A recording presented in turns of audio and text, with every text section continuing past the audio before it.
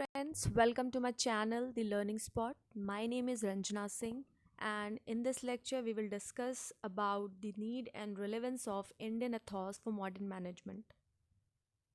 Modern management में Indian Ethos की क्या ज़रूरत है, क्या इम्पोर्टेंस है, ये पढ़ेंगे हम इस वीडियो में. As you all know, Indian ethos guides human being on how to live a life with the qualities of truthfulness, purity, compassion, forgiveness, self-satisfaction, simplicity, and control of sense of organs and many more. ये सारी जो qualities हैं वो हमें Indian Ethos सिखाता है, और अगर हम इन क्वालिटीज़ का यूज़ मैनेजमेंट में करते हैं, किसी ऑर्गेनाइजेशन में करते हैं, तो वो अलग तरीके से ग्रो करती है और आप अनएथिकल चीज़ें नहीं करते हैं. इससे रिलेटेड मैंने कुछ पॉइंट्स ऐड किए हुए हैं जिससे आप कनेक्ट कर पाएंगे कि क्या नीड और इम्पोर्टेंस है इंडियन एथॉस की मॉडर्न मैनेजमेंट में.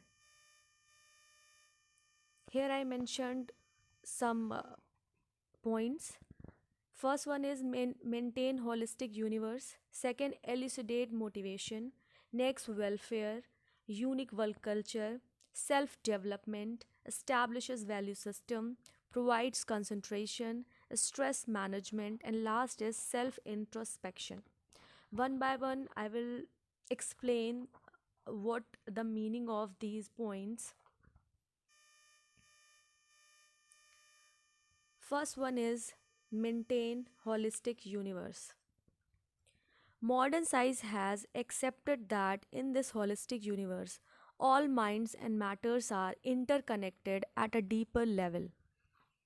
मीन्स यहाँ पे होलिस्टिक यूनिवर्स का ये मतलब बताया गया है कि जो ह्यूमन है, आजकल ह्यूमंस में मैं वाली फीलिंग होती है ना, आई जिसे बोलते हैं मैं.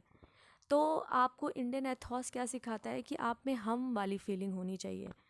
Don't think about only your self, think about other also.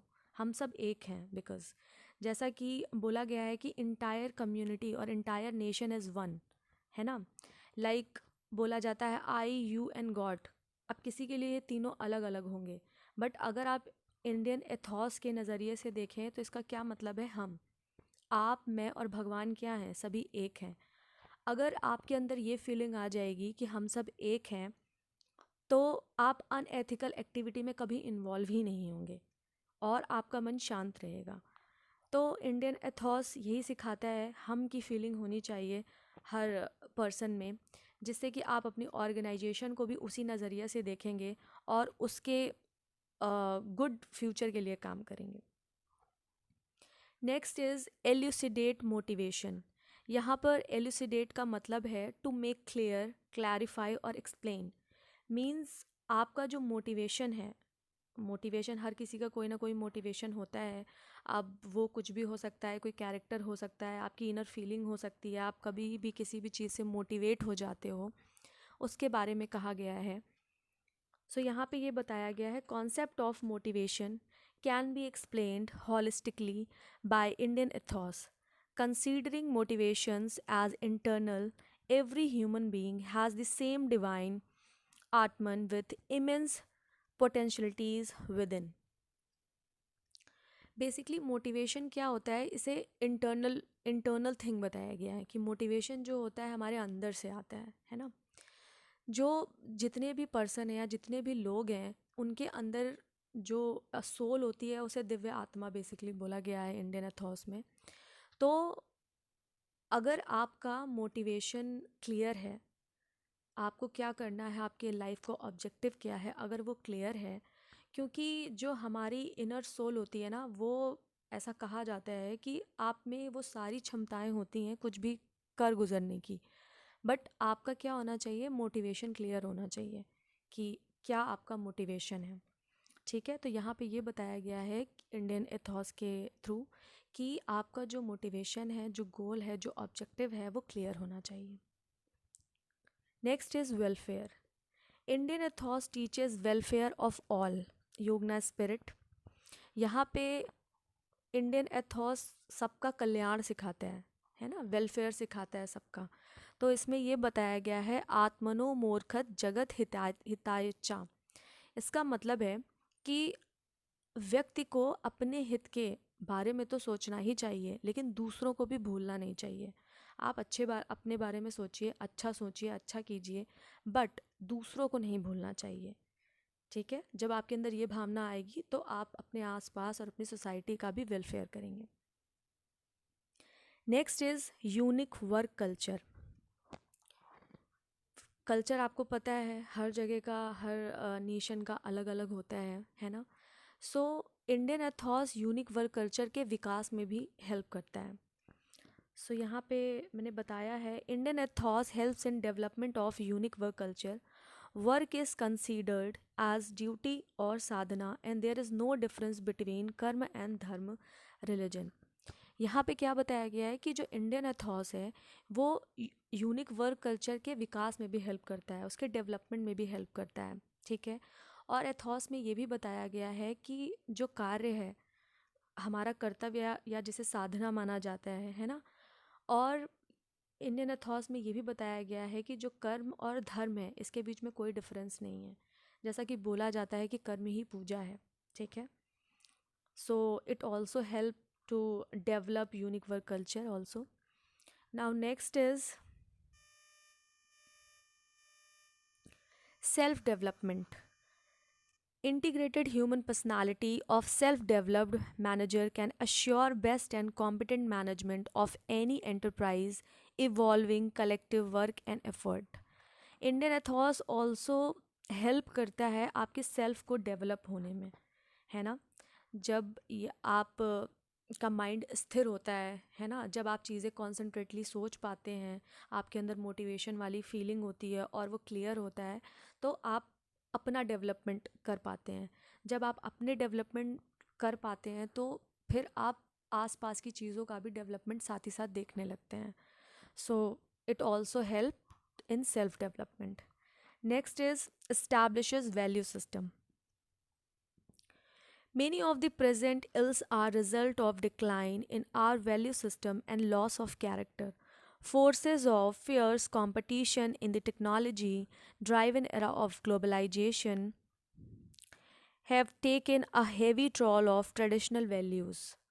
यहाँ पर क्या बताया गया है कि जो हमारा वैल्यू सिस्टम है, तो जो आजकल इंडस्ट्रीज़ आ गई हैं है ना, उनके बीच में बहुत ज़्यादा इंटेंस कंपटीशन हो गया है, जिसकी वजह से वो जो हमारी प्राचीन में वैल्यूज़ थी उनको क्या करते जा रहे हैं, गिराते जा रहे हैं, नुकसान पहुंचा रहे हैं, है ना, सिर्फ कंपटीशन को विन करने के लिए, जीतने के लिए। ठीक है, तो इंडियन एथॉस क्या करता है, उसको भी इस्टेब्लिश करने में हेल्प करता है कि आप जो भी हमारी मान्यताएं हैं, जो भी हमारा कल्चर है, जो भी हमारा वैल्यू सिस्टम है ना, वो बना रहे और उसको कोई नुकसान ना हो। Next is provide concentration. Vedanta provides the ways and means of controlling the mind. It helps to concentrate, increase efficiency, productivity, and prosperity. It also helps to provide concentration. Ethos आपको concentration करने में भी help करता है। जैसा कि बोला गया है कि इंडियन एथॉस वेदांत मन को वेदांत मन बोला जाता है, वेदांत मन को शांत करने के साधन बताता है। मींस आपको तरीके बताता है कि आपको अपने माइंड को कैसे कंसंट्रेट करना है, मींस एक फोकस वे में लाना है, एक जगह पे स्थिर करना है। तो वो आप कैसे कर सकते हो, तो इसमें बताया गया है इंक्रीज, आप मेडिकेशन कर सकते हैं, है ना, जिससे कि आपकी एफिशिएंसी बढ़ेगी, है ना। जब आपकी एफिशिएंसी बढ़ेगी तो प्रोडक्टिविटी ऑर्गेनाइजेशन की ऑटोमेटिक बढ़ जाएगी। तो इस तरीके से ये आपको कंसंट्रेशन में हेल्प करता है, जिसके थ्रू आप मैनेजमेंट में अपना फुल कंट्रीब्यूशन दे पाते हैं। Next is stress management. Indian ethos and value emphasizes on relaxation techniques which help employees to be more efficient and productive and relieve them from stress. ये आपको आपका स्ट्रेस भी release करता है एथॉस, क्योंकि जैसा कि अभी ऊपर के पॉइंट्स में आपने पढ़ा कि आपका क्लियर मोटिवेशन हो जाता है, आपके अंदर सेल्फ डेवलपमेंट आने लगता है ना, वेलफेयर आप दूसरों का भी सोचने लगते हैं। तो ऑटोमेटिक ये क्या हेल्प करता है, आपके स्ट्रेस को रिलीज़ करता है। आपका माइंड जब कॉन्सेंट्रेट हो जाता है तो ऑटोमेटिक चीज़ें क्या होनी, जब अगर आपके अंदर कोई भी स्ट्रेस नहीं है तो आप चीज़ों को स्मूथली कर पाते हैं। Last is self introspection. Embark upon self study, self analysis, and self criticism to locate area of friction and disharmony. A self examination of one's own feeling, thought, emotions, sensation, and passions, a desire to reduce and subdue the ego. यहाँ पे क्या बताया गया है कि ये आपके self introspection का मतलब क्या होता है, आत्मनिरीक्षण में भी हेल्प करता है।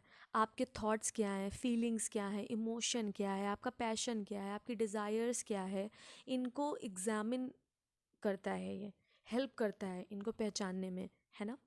जिससे कि जब आप ये सारी चीज़ें जान लेते हैं कि आपकी डिज़ायर क्या है, फीलिंग क्या है, इमोशंस क्या हैं, तो आप ऑटोमेटिक अपने ईगो को कंट्रोल कर लेते हैं। आज की डेट में लोगों का एंगर ही सबसे बड़ा दुश्मन है उनका। अगर उन्हें गुस्सा आता है ना, तो कहीं ना कहीं उनका ईगो हर्ट होता है, जिसकी वजह से वो अपने आसपास की चीज़ों को भी ख़राब कर लेते हैं। So yes, Indian ethos also helps in self introspection, ये आपके आत्मनिरीक्षण में भी हेल्प करता है। So these are the few importance of Indian ethos for modern management, जिसकी ज़रूरत है मॉडर्न मैनेजमेंट को। अगर ये सारे पॉइंट्स अप्लाई करता है कोई भी ऑर्गेनाइजेशन, तो डेफिनेटली वो अपने गोल को ईज़िली अचीव कर पाएगा। So that's all for today. If you have any query, any problem, अगर आपको कुछ भी लगता है, किसी पॉइंट में भी प्रॉब्लम लगती है, आप मुझे कमेंट सेक्शन में पूछ सकते हो। Thank you so much.